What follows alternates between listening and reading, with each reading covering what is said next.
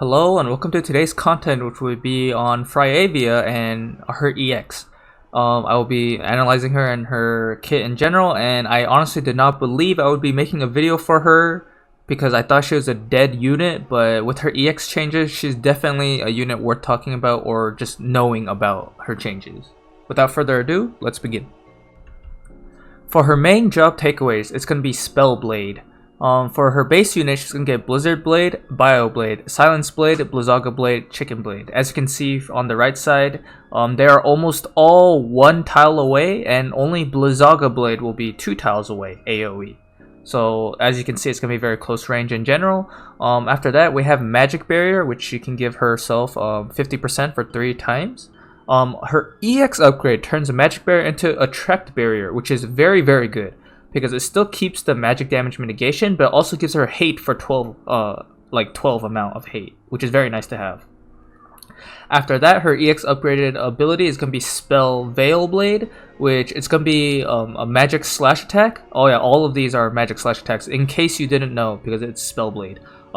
It does a good amount of damage, and it increases her defense and spirit by 20 for 3 turns for herself. As I said in my update video, if it's at least minimum 15 or higher, this is going to be a very good ability for her tanking. Outside of that, we have Ice Prison, which is going to be her LB. It does magic attack type damage for 200% and decreases her AP consumption for 3 turns for herself. As you can see, those are going to be her farthest range abilities, her LB and her Spell Veil Blade. As you can see also that all the EX changes made her significantly more better in what she needed. I will say, though, keep in mind that magic attack type and magic slash types are going to be kind of different on what they can scale off of. And what I mean by that is going to be modifiers. If you have an elemental modifier like ice attack, they all benefit, but if you have only slash up, then it'll only help the slash. I hope that makes sense. It's not too complicated, but as you can see here, almost all her abilities are going to be slash related. Moving on to her recommended subjob, she has Resist Magic and Taunting Spell on her Spellblade subjob, which is actually pretty good, mostly only for the Taunting Spell. Resist Magic won't really be needed for her specifically. If you wanted a team buff, she could use it for that, but outside of that, Taunting Spell would be the main reason to use this at all. We have the Green Mage subjob, which unfortunately is not really too useful. It does have Ruin, but as you can see, it's magic attack type and it has no element, meaning there's a lot less more modifiers that can work off this ability. So overall, her Green Mage subjob is not going to be too good. Now, she does have the White Mage subjob, which is going to be very good here. She has Asuna, Cura, and Curata, and Full Life. Protect and Shell are also very good. You can notice there is one thing missing here, which is kind of hurting. Is going to be Holy. No Holy is a huge blow to the White Mage subjob. Also, she does not have Curaga as well, so that also kind of hurts. For her resistances and passives, we're going to start off with -5% to Slash, Pierce, Strike are all going to be a -5%. Her missile is +5% and magic is 15% positive. Keep in mind, she does have a way higher magic attack type resistance with her master ability, which we will see later. Her AoE and single target are 0, and her level 120 master ability included 0 defense and spirit, unfortunately. Her resistances to statuses is going to be 50% to paralysis and slow, which is very good, especially on the paralysis, and 10% to berserk, which is not bad, but considering that she's a magic user and she will be expected to have high faith, 10% berserk is not enough to mitigate from King Mon's berserk's limit break, unfortunately. Her master ability is going to be increasing her own HP by 10% and increases magic resistance by 10%. This means her base 15% turns into 25 actually. Also, there's a little disappointing, but she does not have a mono ice element master ability here. Her movement is going to be move 3, jump 1. She's an 80 cost unit. She is limited, so keep that in mind. Her passives, the recommended, I will always use this if you had this unit, is her Providence of Wind EX upgrade, which turns into Wind Spirit's Ward, which also gives her additional 20% slash resistance to make it 15% now. Very, very, very, very important and good. Outside of that, we have Savior's Protection to further increase her magic resistance by 12% if you want to go really high with that. Emerald Echo specifically, I'm not able to test right here right now, but if the buff duration for her Spellveil Blade is able to go up with Emerald Echo, it'll be very nice to have. It won't be anything game breaking though, but it will be very, very effective. For the niche and flex, March of the Saints, we don't really have anyone that uses Doom currently, like that's added on. unless it's like a Lancer, which we don't really have many usages right now of Lancers. We have mostly either Dragoons or like instant cast, not instant cast, but like jumps. Sorry, that's what I meant, jumps. So there's not going to be too many Dooms in general. For her reaction ability, she has Magic Guard, which is based on any magic ability, which is very nice to have. Dispel Counter is also good if your enemy is kind of like hasted or has a lot of buffs on them. If this does trigger and she survives and uses it on them, it'll be very good. Regenerator is nice to have because she has a lot of max HP. Keep in mind though, every time this procs, it does not mean that she heals on that turn. It's not like auto cure. It is when she gets her turn, she'll heal. Keep that in mind. So, Fryevia's rating out of 5. It may look a little bit harsh, but I will try to explain my best to why I put it as 3.5 overall. For her EX version as of right now, she is very slash dependent for almost all her damaging abilities. She does have her limit break as you saw for the magic attack type, but that's only once. She actually has very high HP. It rivals even King Mon's, surprisingly. She has a very high amount of magic as well. She has average agility at 60 and base of 0 defense and 0 spirit.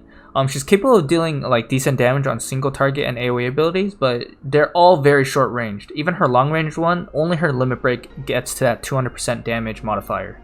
So she won't really be used too much for damage in general. Her main job focuses on mitigating magic damage and close range magic slash damage. That is what she'll be dealing, and tanking is going to be mostly her job. She's going to be doing mostly tanking. She has 2 relevant subjobs for most content, and I say most content because Green Mage subjob is actually pretty good if you use it properly, but using it properly takes significant setup slash manual play.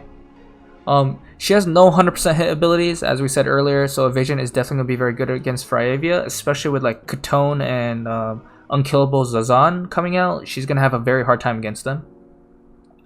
Her resistances overall are actually very weak to physical matchups, but highly effective against only magic attack type matchups. And I say this because she has 0 starting spirit.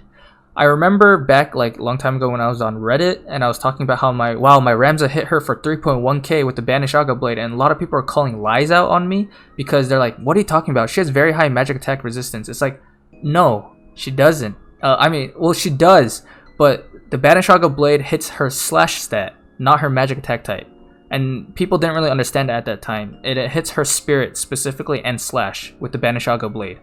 Keep in mind she has 0 spirit and 0 defense, so those types of like damage will do very well. She now on her EX version does have better slash type resistance, but keep in mind her gimmick is going to be magic attack type matchup, so Helena will have a hard time against her. Yuna will almost never kill her, and such like that. Those matchups are going to be very difficult to like take on for Fryevia. She's going to have a good time against them specifically. She has a magical barrier as well to mitigate all magic damage, which is very good here and kind of needed, because it doesn't make my argument invalid, but it doesn't make it so that now all magic damage will be mitigated at least 3 times from her barrier. She's able to inflict poison and silence and reduce bravery on her main job. Keep in mind these are all single target, however, but they are still like a little bit of usage. Silence is kind of wishy-washy, but if silence lands on any magic user, they can say goodbye for 3 turns. It's going to be basically a disable for them. For her EX ability, Spell Veil Blade, it gives her a huge boost to her survivability. 20 defense, 20 spirit is not a small amount. That is a very good amount, and she needs it because she has a base of 0 defense and 0 spirit.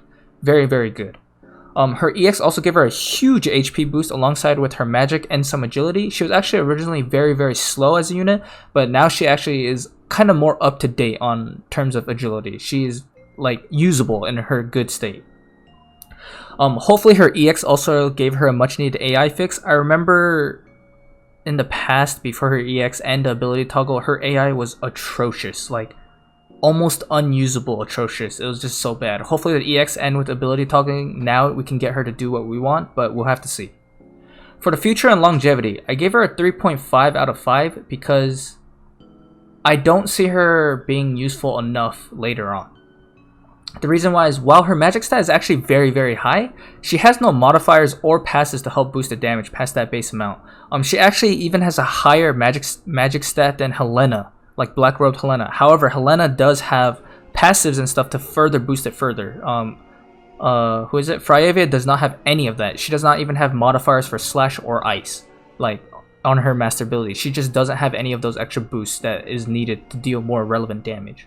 She has very high HP, as I said earlier. However, she has 0 defense and spirit, meaning she has to rely on her resistances and equipment and such and setups to make it like just to make her more viable. This makes it much more less flexible for her as a tank in overall. Like if you stack up a lot of slash and magic resistance, like maybe you get to null magic resistance and you get to like 60-70% slash resistance. What happens when you go against the unit that does not hit those attack types? She gets dumpstered very easily. That, or if you go against like you are Zazan, she has 70% slash resistance, but he has 55% slash resistance penetration. She essentially does not have a lot of mitigation against that all of a sudden. So while she does have a White Mage subjob, she does not have Holy and Kiraga, sadly. However, she does have the most important one, Full Life, which in my opinion is very, very valuable. She also has Protect and Shell if she needs to stay back, and those are also very helpful in general. Protect and Shell are very underrated in my opinion. Unless you do have used it and understand how strong it is, I do believe Protect and Shell are very nice to have. Because she has no 100% hit ability, she will be susceptible to evasion units. Ironically, Tifa and 2B will not have too much of a hard time killing Fryevia despite the elemental disadvantage. Obviously, if she builds up her wind resistance very well, she can tank them decently, but she cannot do it too long because they have different attack types, which is going to be Strike and Pierce, two things she is weak to and can't really build up too easily. Additionally, she doesn't have 100% hit abilities, and she will just be missing left and right because she does not have enough accuracy. She has similar luck stat to King Mont, however, she does not have the Nightblade passive for further like flat accuracy, so she's just gonna have a very hard time hitting evasion units. She has very good resistances to paralysis and slow, however she is susceptible still to disable, stop, and even silence. If she is silenced, she is not using any of her magic abilities and she is basically disabled. She's just going to be auto attacking for 3 turns.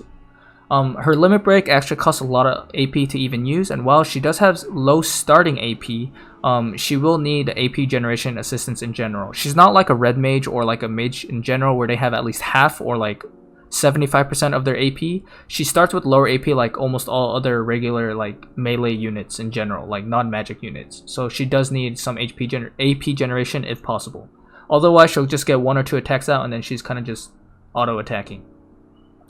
Her tanking is mostly only effective against magic attack types because she has a 0 starting spirit. Magical damage and different attack types will deal significant damage to her unless you build up that spirit.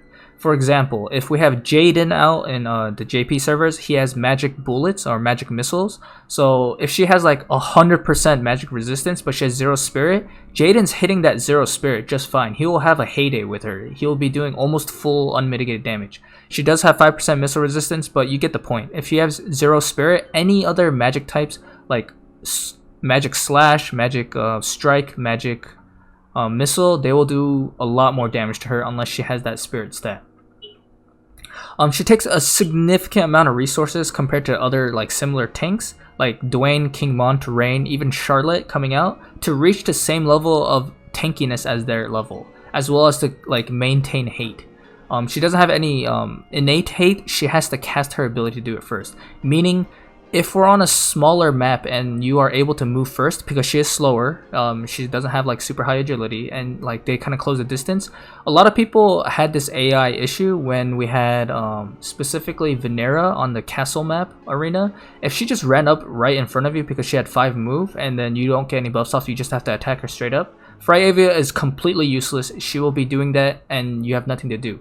That is just a bad example. If we have a larger map and she's able to get off her buffs and her defense and spirit abilities off, she'll be very, very strong in keeping hate for herself because of Spell Veil Blade, as well as her magic barrier that gives her hate. So just giving you a scenario of on smaller maps, you can see that if the enemy can close in distance too easily, she will have a little bit of trouble like even maintaining her hate because she won't keep hate, she'll try and attack the enemy instead. All relevant fire type units will make her like very swift work of her and take very little punish in return. For example, Rain and King Mont, they will literally destroy Fryevia like completely. We haven't even got the update yet, but Mashari Winter, once she gets her EX as well, will also dump Fryevia very quite easily. So all I have to say, her usability is going to be a lot more niche compared to other units, and because of a lot of the meta, which is going to be mostly like Charlotte, Kingmont, such like that, and Dwayne, she has a lot of a harder time keeping up with them without significant setup. She can keep up with them with the right setup, but as I said before, it takes a lot more effort and significant resources. And lastly, her units kit is unfortunately a bit outdated compared to other units, and she doesn't have any like mono ice or flexible debuffs to land or like give to her teammates. In this example, I use specifically Agrias. Agrias does not have mono ice as well for her buffs. However, she is not quote unquote more tanky because of her single target resistance in terms of most matchups. But Agrias also has stop, she has silence, she has confusion, she has disable, compared to Fryevia, who has a lot more niche ones, which is like poison and silence and reduced bravery. As you can see, like from the comparison, it's a lot more difficult for Fryevia to keep up as we keep continuing through the game, which is why I gave her a 3.5 out of 5. I still think she's actually a very viable and good unit now, but as I said with the fire type units, unless you can quickly take them down, she will be taking significant damage from them even if they're full tank builds. And we have her TMR chase rating, which is the florid hairpin. The stats on it are actually pretty good. It's a very good stat stick with accuracy, has good HP, has decent amount of defense, only 5 however, but it's not bad because it also gives you 10 spirit. And crit avoid 6 only is a little bit low, but at least it's better than nothing. The Glacial Mastery, it gives 70% attack and magic, and it gives Winter Killer for 25, but this is all for only 1 turn, and it only has 1 cast unfortunately. So overall, I only give it a 3 out of 5. I would say it's mostly used for, I would argue, live PvP, because you're able to kind of like control when you can use that 1 turn. On auto, you don't have control on that really, so she'll just be using it whenever, and if it's a long map, as I said earlier, you don't really have too much of a use for it. It's better as a stat stick in my opinion, so that's why I give it a 3 out of 5. And stuff that can work well with Fryevia. Here we have Auron, who is very good. He has a good amount of spirit and he has magic resistance. We have Valentine Celir, who meshes very well in terms of vision card setup with Fryevia because they're both magic based, as well as she also has a positive magic resistance as well. Gilgamesh will always be in any of my lists for ice because he has quicken, he has haste, he has Kotetsu even. And Kotetsu specifically will always guarantee himself damage, but also all his allies that are slash based. And guess who is almost all slash based? Fryevia, you got that right. Gilgamesh is just too good of a unit in terms of unit flexibility and utility. And lastly, we have Agrias, who does not have her EX yet. However, if she gets her EX, I do believe Agrias and Fryevia can make a very good duo combo because they can complement well off each other because their ranges are not the farthest, even though Condescent Hue from Agrias is actually very far. They can work well together because they are slash based at the same time, and they could just basically be like very bruisery frontliners for their team. So I do believe it can work out.